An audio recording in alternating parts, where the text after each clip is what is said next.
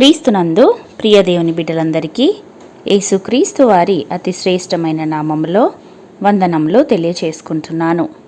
నేటి దిన ధ్యానాంశము కీర్తనలు 63వ అధ్యాయము 1వ వచనము.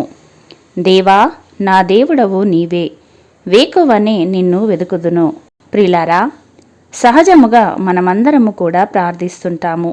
ప్రార్థన కోసము కొందరు నిద్రలేచి ప్రత్యేకమైన సమయాన్ని కేటాయిస్తుంటే, మరికొందరు మాత్రము తమకు తోచిన సమయాన్ని, వీలు కుదిరిన సమయాన్ని దేవునికి కేటాయిస్తూ ఉంటున్నారు. అయితే ప్రభు అయిన యేసుక్రీస్తు వారు ఈ భూలోకములో మనుష్య కుమారునిగా ఉన్నప్పుడు ఆయన ప్రతిదినము పెందలకడ లేచి ఏకాంతముగా తండ్రితో గడిపేవారు. కొన్నిసార్లు రాత్రి అంతా ప్రార్థనలోనే గడిపి ఉదయాన్నే దేవుని రాజ్య సువార్తను ప్రకటించారు. ప్రార్థనతోనే తన దినము ప్రారంభము అయ్యేది. అలాగే ఆయన సిలువకు గురి అయి సమాధిలో పెట్టబడినప్పుడు ఆయనకు సుగంధ ద్రవ్యములను పూయుటకు ఆయనను అనుసరించిన, వెంబడించిన, ప్రేమించిన స్త్రీలు కూడా యేసుక్రీస్తు వారి వలె పెందలకడ లేచి సమాధి వద్దకు వెళ్ళారు. అదే విధముగా దావీదు ఒక రాజయ్యుండి ఎన్నో బాధ్యతలను, యుద్ధాలను చేయవలసి ఉన్నప్పటికీ కూడా వేకువనే లేచి తన దేవునితో సహవాసము చేశాడు. అర్ధరాత్రిలో దేవుణ్ణి స్తుతించేవాడు. నా ప్రాణమా మేలుకొనుము, స్వరమండలమా సితారా మేలుకొనుడి, నేను వేకువనే లేచెదను. న్యాయమైన నీ విధులను బట్టి నీకు కృతజ్ఞతాస్తుతులు చెల్లించుటకు అర్ధరాత్రి వేళ నేను మేల్కొనువాడను అని దావీదు ప్రార్థిస్తున్నాడు. ప్రియ సహోదరి సహోదరులారా, ఇక్కడ వీరందరూ కూడా దేవునితో సమయము గడుపుటకు ఆసక్తి కలిగి ఉన్నారు. వేకువనే దేవునిని వెతుకుతున్నారు. తమ దినమును దేవునితో ఆరంభిస్తున్నారు. మరి నీ జీవితము ఏ విధముగా ఉన్నది? దేవుడు ఇచ్చిన నూతన దినమును ప్రతిదినము ఎలా ప్రారంభిస్తున్నావు?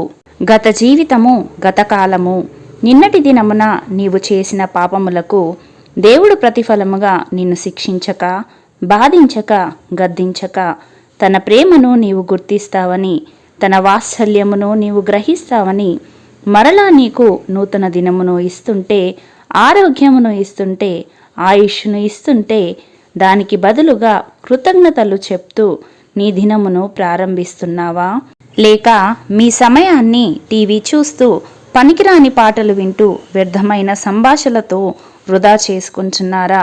ఒక మారు మనలను మనము పరిశీలించుకుందాము.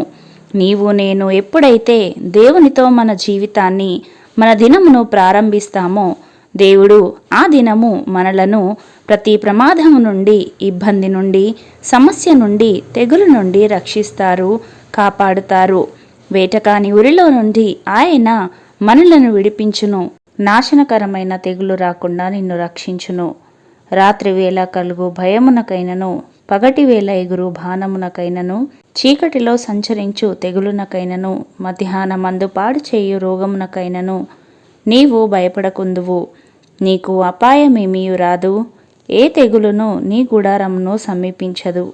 నీ మార్గములన్నిట్లో నిన్ను కాపాడుటకు ఆయన నిన్ను గూర్చి తన దూతలను ఆజ్ఞాపించును అని వాక్యము సెలవిస్తుండగా, నేటి నుండైనా దేవునితో మన దినమును ప్రారంభించుట నేర్చుకుందాము. అటి కృప దేవుడు మనలకందరికీ అనుగ్రహించునుగాక. ఆమెన్. ప్రార్థించుకుందాము. మహోన్నతుడా, మహాగణుడా, అతి పరిశుద్ధ స్థలంలో నివసించువాడా, మీ పరిశుద్ధమైన నామమును బట్టి తండ్రి మీకు వందనాలు. పరిశుద్ధుడవైన మా తండ్రి, అనుదినము మీతో సహవాసము చేయుటకు మీరు మాకిచ్చిన గొప్ప భాగ్యమును బట్టి మీకు వందనాలు. ప్రభువా, మా ప్రతి శోధనలో, కష్టములలో మిమ్ములను ప్రార్థిస్తూ, మొదటగా మిమ్ములను వెతుకుతూ, మిమ్ములను ఆశ్రయించు వారముగా ఉండుటకు మమ్ములను బలపరచండి. ప్రార్థన, విజ్ఞాపన అనుభవము మేము మా జీవితాలలో కలిగి ఉండుటకు నీ కృపను మాకు అనుగ్రహించుమని యేసయ్య పరిశుద్ధ నామములో ప్రార్థించి వేడుకొనుచున్నాము పరమ తండ్రి. ఆమెన్.